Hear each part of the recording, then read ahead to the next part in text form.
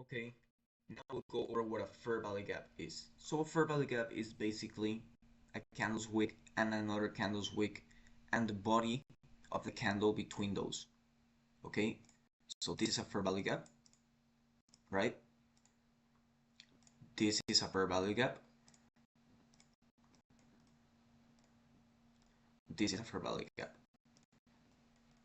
Okay, so when the fair value gaps are big like this, you should measure them 50% as this. Okay, because most of the times, I'm saying most, not always, most of the times in those, price won't likely go much higher than 50% and will stay there. Okay, so it won't go higher or lower depending in a short post or buy, and you won't get that higher premium.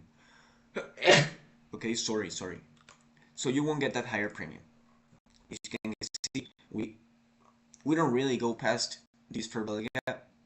Okay, 50% being tapped multiple times, and here, of course, we see that we go past. I say nothing is 100%. Most of the times, it won't. So just so you know that in case you're seeing, okay, I'm not getting my entries because of a certain reason or I don't know why, it could be because of that. Okay, so check it out. It could be because of that. Um, when they show us real big displacement, okay, so showing us real intention to go higher. And how do we use the fair value gaps? So basically, fair value gaps, we see them as where price wants to return eventually. So just for example, the fair value gap here. Let's say because we're in a range in market here, so I won't even bother showing. Let's say there's a fair value gap here, okay? So this fair value gap never got tapped. Okay, but there was also one fair value gap here, which price inside of it, okay? So fair value gaps are basically like support and resistance, okay? They're basically real support and resistance, and mixed with premium discount, we use fair value gaps that way. Okay, so we want to use fair value gaps that are in a discount, in a buy side, and on a premium when sell. Okay, so basically here there's a fair value gap. Okay, from here to here, fair value gap, we go, but we never went higher. In this case, as you can see here, we have this high to this low. What are our premium? Well, about, I guess, around here. So is there any fair value gap there?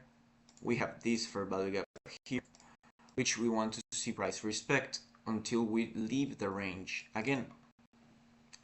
Okay, so we see the price tapping multiple times into it, then we finally leave the range. Okay, because this fair value gap is going to be the exact same fair value gap.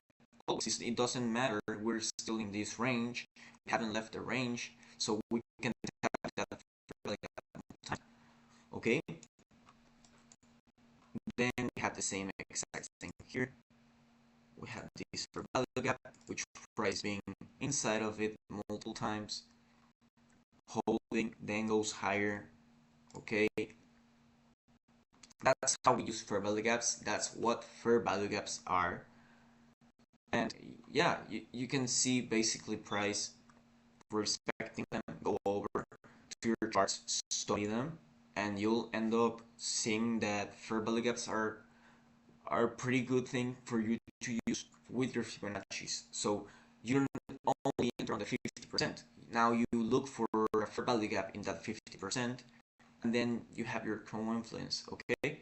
So basically, that's what fair value gaps are. That's how we use them. We use them as a point of entry, okay, as our entry point, and they're pretty useful, right?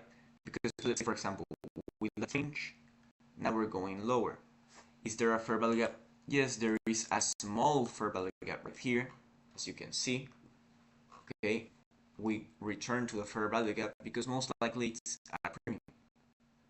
Not really, it's not a premium. Okay, then what do? We go again from this to this, which eventually ends going higher, taking the stops, but never closes above. If it doesn't close above, it's not a real market structure break. Okay, just after it closes above or below is a market structure break. However, if we're inside a market structure and we take the low and we don't take the low and close below, I take this. If the market structure is bearish, take this into your notes. I take this as a new market structure. Okay, the new high to low, this will be my new market structure, because in this I do take the candles because it's failing to displace. I take that now. But to make a structure break, I take only a closure with bodies, such as here. There's a body closure, and then we go higher. Okay, so take that into your notes. As well with the fair value gaps, you can see here that we return to a premium. And what is at that premium? A fair value gap. Okay, there's a fair value gap. Same thing here. We go from here to here. And where's the premium? Below, there's a fair value gap. This fair value gap. Okay, so there's our entry in all of these fair value gap. Okay, that's what we want to see. Same thing here, etc. Okay, I won't go all over the fair value gaps because they are always in all of the time frames, all of the time.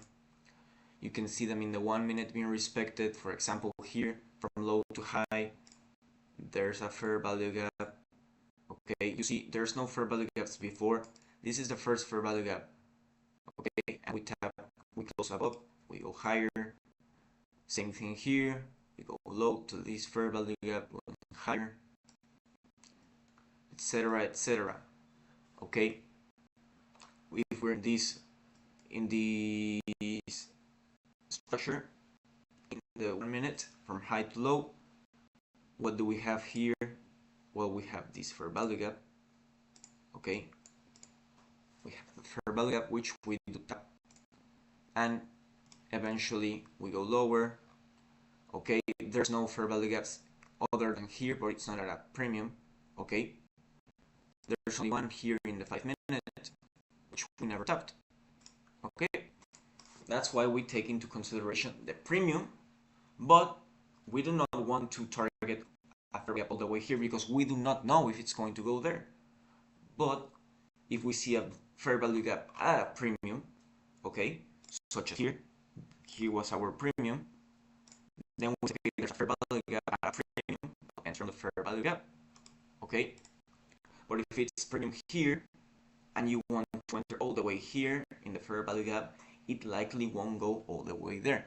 It will sometimes, as always, all of the times it will happen, but in most cases it won't. Okay, so that's a fair value gap, that's how to use them, that's how to recognize them, and I hope you enjoyed the video. I'll see you in the next